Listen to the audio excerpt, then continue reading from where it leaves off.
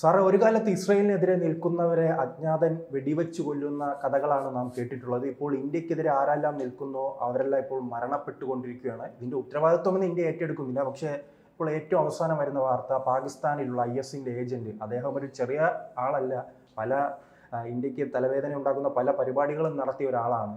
അയാളെ ഇപ്പോൾ ഒരു അജ്ഞാതൻ തീർത്തിരിക്കുകയാണ്.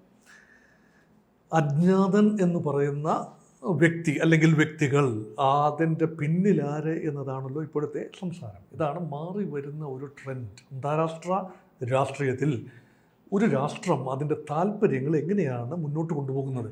ഔപചാരികമായ നയതന്ത്രത്തിലൂടെ, എക്സ്ട്രഡിഷൻ ട്രീറ്റിയിലൂടെ ഭാരതം തേടുന്ന ഭീകരവാദികളെയോ അല്ലെങ്കിൽ തേടുന്ന നൊട്ടപ്പുള്ളികളെയോ എത്തിക്കാം എന്ന ചിന്ത മുന്നോട്ട് കൊണ്ടുപോകാനാവില്ല എന്നതാണ് വൈകി വന്ന തിരിച്ചറിവ്. ചില രാജ്യങ്ങളുമായി ഇടപാടുകളുണ്ട്, തീർച്ചയായും അങ്ങനെ എത്തിക്കാൻ സാധിക്കും. പക്ഷേ പാകിസ്ഥാനിൽ നിന്നും ഇന്ത്യ തേടുന്ന അല്ലെങ്കിൽ ഇന്ത്യക്ക് അലോസരമുണ്ടാക്കുന്ന ഈ കാര്യം ഇപ്പോൾ പറഞ്ഞു വരാൻ സൂചിപ്പിക്കുന്ന ആൾ ഇന്ത്യക്ക് വലിയ അലോസരം ഉണ്ടാക്കിയ പാരമ്പര്യമുള്ള ഒരാൾ. മുഫ്തി ഷാമിർ എന്ന് പറയുമ്പോൾ, മുഫ്തി ഷാമിർ എന്ന വ്യക്തിയാണ് കൽഭൂഷൺ യാദവിനെ തട്ടിക്കൊണ്ടുപോയി. അതായത് അദ്ദേഹം ചബഹാറിൽ, ഇന്ത്യയുടെ സഹായത്തോടു കൂടി ഇറാനിൽ പണിത തുറമുഖമാണല്ലോ ചബഹാർ, അതുമായി ബന്ധപ്പെട്ട് പ്രവർത്തിച്ചിരുന്നൊരു നാവിക ഉദ്യോഗസ്ഥനായ കൽഭൂഷണെ തട്ടിക്കൊണ്ടുപോയി പാകിസ്ഥാനിൽ എത്തിച്ച് അതുണ്ടാക്കിയ പുലിവാല് നമുക്ക് വളരെ വ്യക്തമാണ്. അതുമാത്രമല്ല, ഈ ഇപ്പോൾ വധിക്കപ്പെട്ടു എന്ന് കരുതപ്പെടുന്ന ആൾ മുഫ്തി ഷാ മിർ ഒരു മത പണ്ഡിതനാണ്, പുരോഹിതനാണ്. ഇൻ്റർ സർവീസ് ഇൻ്റലിജൻസുമായി, പാകിസ്ഥാൻ രഹസ്യ അന്വേഷണ വിഭാഗവുമായി അടുത്ത് ചേർന്ന് പ്രവർത്തിക്കുന്ന ആളാണ്. അപ്പോൾ അദ്ദേഹം ആൻറ്റി ഇന്ത്യ ഓപ്പറേഷൻസിൻ്റെ ഒരു കുന്തമുനയായിരുന്നു എന്ന് വേണമെങ്കിൽ പറയാം. അപ്പോൾ ഇന്ത്യ തേടിക്കൊണ്ടിരുന്ന ഒരാളാണ്. അദ്ദേഹം വധിക്കപ്പെട്ടു എന്ന് പറയുന്നത് ഇന്ത്യയുടെ താല്പര്യങ്ങൾ എന്നത് മാത്രമല്ല, മറിച്ച് അദ്ദേഹത്തിന് ഉണ്ടായ സുരക്ഷാ ഭീഷണിയുടെ ഉത്തരവാദിത്വം ഇന്ത്യയുടെ തലയിൽ കെട്ടിവെക്കാനാവില്ല എന്നൊരു നിലപാടിലാണ് ഇന്ത്യ. കാരണം കാനഡയിൽ വെച്ച് ഇന്ത്യ തേടിയിരുന്ന ഖലിസ്ഥാൻ വാദിയായ ഹർദീപ് സിംഗ് നിജ്ജാർ വധിക്കപ്പെട്ടു. അപ്പോൾ ചത്തത് കീചകൻ എങ്കിൽ കൊന്നത് ഭീമൻ തന്നെ എന്ന ലളിതയുക്തി അനുസരിച്ച് ഭാരതത്തിന് നേരെ വിരലുകൾ ചൂണ്ടുമ്പോഴും ഭാരതത്തിന് താല്പര്യങ്ങൾ സംരക്ഷിക്കപ്പെട്ടു. അവിടുത്തെ പ്രധാനമന്ത്രി ട്രൂഡോ തന്നെ നേരിട്ട് പറയുകയാണ് ഇതിനു പിന്നിൽ ഇന്ത്യയാണെന്നല്ലേ.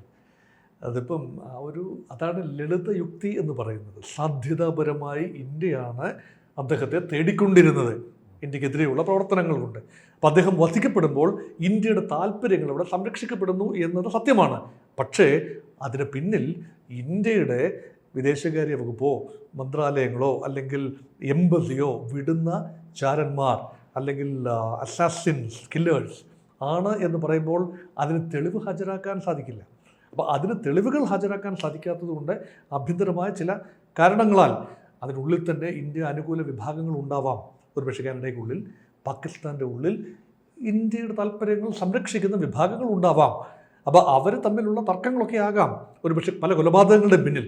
ഇതിൻ്റെ എല്ലാം ഔപചാരികമായ ഉത്തരവാദിത്വം ഭാരതം ഏറ്റുകൊടുക്കണം എന്ന് പറഞ്ഞാൽ, വൈക്കം മുഹമ്മദ് ബഷീറിൻ്റെ കഥയിൽ കാണുന്ന മമ്മൂഞ്ഞ്, എട്ടുകാലി മമ്മൂഞ്ഞ്, അത് ഞമ്മളാണ് എന്ന് പറയുന്ന ഒരു രീതി ഒരു ശ്രേഷ്ഠ ഭാരതത്തിന് ചേരുന്ന ഒരു രീതിയല്ല. അതുകൊണ്ട് ഇന്ത്യൻ താല്പര്യങ്ങൾ വിദേശത്ത് സംരക്ഷിക്കപ്പെടുമ്പോൾ പെട്ടെന്ന് നമ്മൾ പറയും, ഇതാ മൊസാദിനെ പോലെ ആയിരിക്കുന്നു RAW, research and analysis wing of India is almost like Mossad.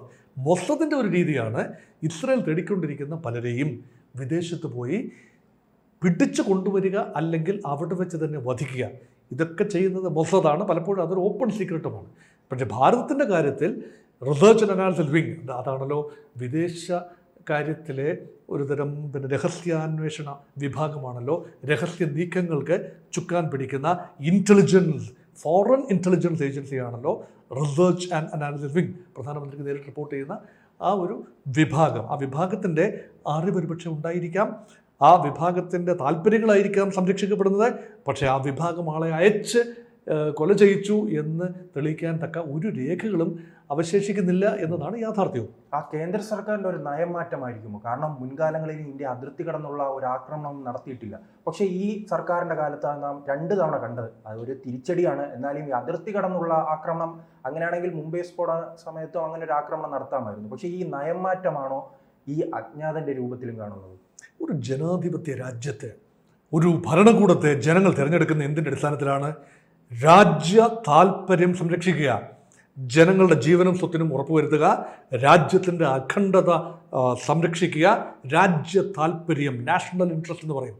ഇപ്പം നാഷണൽ ഇൻട്രസ്റ്റ് പ്രൊട്ടക്റ്റ് ചെയ്യണമെങ്കിൽ ഗ്ലോബൽ ലെവലിൽ നീക്കങ്ങൾ നടത്തേണ്ടതുണ്ട്. ഭാരതത്തിനകത്ത് പ്രവർത്തിക്കുക എന്നതുകൊണ്ട് മാത്രം ഭാരതത്തിനെതിരെ വിദേശത്തു നിന്ന് കടന്നു വരുന്ന ആക്രമണ സാധ്യതകൾ നള്ളിഫൈ ചെയ്യേണ്ടത് ദേശീയ താൽപ്പര്യ സംരക്ഷണത്തിന് ആവശ്യമാണ്. അത് മനസ്സിലാക്കുന്ന സർക്കാരുകൾ, ഇച്ഛാശക്തിയുള്ള സർക്കാരുകൾ, ജനഹിതം അല്ലെങ്കിൽ പോപ്പുലർ മാൻഡേറ്റ് അനുസരിച്ച് പ്രവർത്തിക്കുന്ന ഇച്ഛാശക്തിയുള്ള സർക്കാരുകൾ, അത് കോൺഗ്രസ് ആകട്ടെ BJP ആയിക്കോട്ടെ, ഇച്ഛാശക്തിയുള്ള സർക്കാരുകൾ ഉണ്ടാകുമ്പോൾ കോൺഗ്രസിന്റെ കാലത്ത് അത്തരം നടപടികൾ ഉണ്ടായിട്ടില്ല. അതാണ് ഞാൻ ചോദിച്ചത്. മുംബൈ ഭീകരാക്രമണ സമയത്ത് എല്ലാവരും പ്രതീക്ഷിച്ചിരുന്നതാണ്, ഇന്ത്യയിൽ ഓരോ പൗരനും ആഗ്രഹിച്ചിരുന്നതാണ് ഇതിനൊരു തിരിച്ചടി നൽകണമെന്ന്. പക്ഷെ അന്ന് അതിന് കോൺഗ്രസ് തയ്യാറായില്ലല്ലോ. ഈ അടിക്ക് തിരിച്ചടി എന്ന് പറയുന്നത് ഒരേ രൂപത്തിലാകണമെന്നില്ല, അതേ സമയത്താകണമെന്നില്ല. നമ്മുടെ താല്പര്യ സംരക്ഷണത്തിന് എന്താണോ ഉതകുന്നത്, ഏതു തരം നയമാണോ നമ്മുടെ താല്പര്യ സംരക്ഷണത്തിന് ഉതകുന്നത്, ആ നയം ഫോളോ ചെയ്യുക എന്നതാണ് ഫോറിൻ പോളിസി.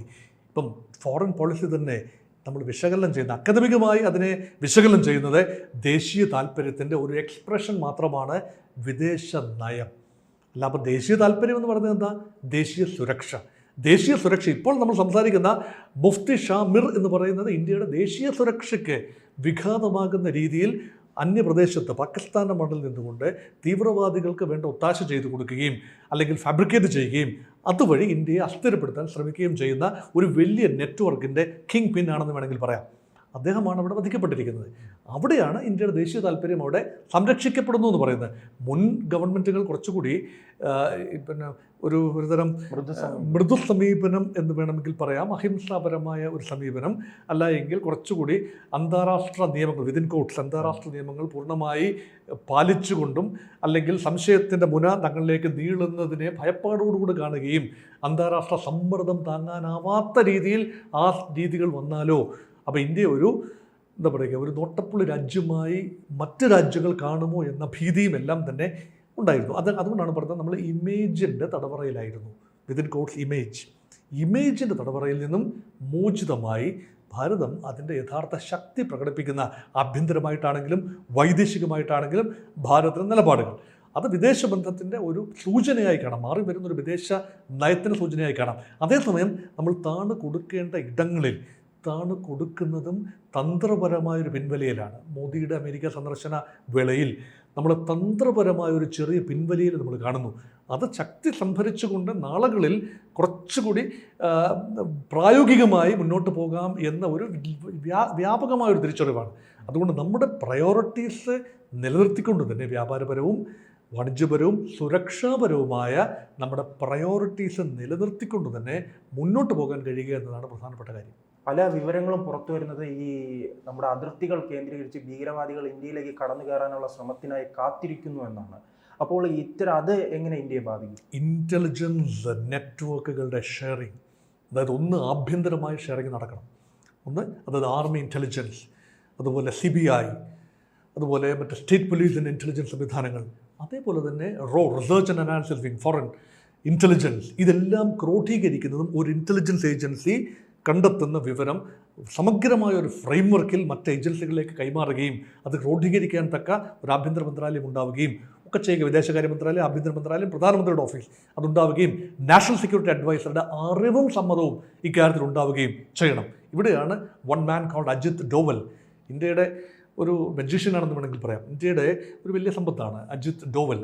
അവിടെ പ്രവർത്തിച്ച പരിചയമുണ്ടല്ലോ. ഉണ്ട്. ഈ സീക്രട്ട് സർവീസിൽ പ്രവർത്തിച്ച പരിചയമുള്ള ഒരാൾക്ക് മാത്രമേ ആ രീതിയിൽ, അദ്ദേഹം ഒരു പ്രൊഫഷണലാണ്, ഒരു പാർട്ടിക്കാരൻ എന്ന നിലയിലോ പാർട്ടി ഫോളോവർ എന്ന നിലയിലോ ഇല്ല, ഏത് പാർട്ടിക്കും അല്ലെങ്കിൽ ഏത് ഗവൺമെൻറ്റിനും ഒരു മുതൽക്കൂട്ടാകാവുന്ന ഒരു ഉദ്യോഗസ്ഥൻ തന്നെയാണ് അജിത് ഡോവൽ. അപ്പോൾ അങ്ങനെയുള്ള ആളുകളെ തിരഞ്ഞുപിടിച്ച് സ്ഥാനങ്ങളിൽ കൊണ്ടുവരാൻ കഴിയുന്നിടത്താണ് അഡ്മിനിസ്ട്രേഷൻ്റെ ഒരു പ്രഭാവം നമുക്ക് തോന്നുന്നത്. അതുകൊണ്ടാണ്, അതുമാത്രമല്ല ഇപ്പോൾ ആഭ്യന്തരമായ ഏജൻസികൾ, മറ്റേത് ഇസ്രായേലിൻ്റെ മൊസാദുമായി സഹകരിക്കേണ്ടതുണ്ട്. ഇന്ത്യക്കെതിരെ വരുന്ന മധ്യപൗരസ്ത്യ പ്രദേശത്തു നിന്നും അല്ലെങ്കിൽ പാകിസ്ഥാനിൽ നിന്നും വരുന്ന ത്രെട്ട് ആദ്യം ഒരുപക്ഷെ ഇന്ത്യയെ അറിയിക്കുന്നത് മൊസാദ് കൂടി ആയിരിക്കണം. കാരണം ഇന്ത്യക്കെതിരെ വരുന്നതും ഇസ്രായേലിനെതിരെ വരുന്നതും അമേരിക്കക്കെതിരെ വരുന്നതുമായ ചില കോമൺ ശക്തികളുണ്ട്. അപ്പോൾ കോമൺ ഇൻ്റലിജൻസ് നെറ്റ്വർക്കുകൾ ഉണ്ടാകേണ്ട ആവശ്യമുണ്ട്. അതുകൊണ്ട് CIA, അമേരിക്കയുടെ സീക്രട്ട് ഇൻ്റലിജൻസ് വിഭാഗമായ വിദേശ ഇൻ്റലിജൻസ് വിഭാഗമായ CIA സഹകരിച്ചുകൊണ്ട് പോകേണ്ടതിൻ്റെ ആവശ്യകതയുമുണ്ട്. അപ്പോൾ ഇൻ്റലിജൻസിൻ്റെ ഷെയറിംഗ് എന്ന് പറയുന്നത് ആഗോള ഭീകരതയെ എതിർക്കാനുള്ള ഏറ്റവും നല്ല മാർഗമാണ്.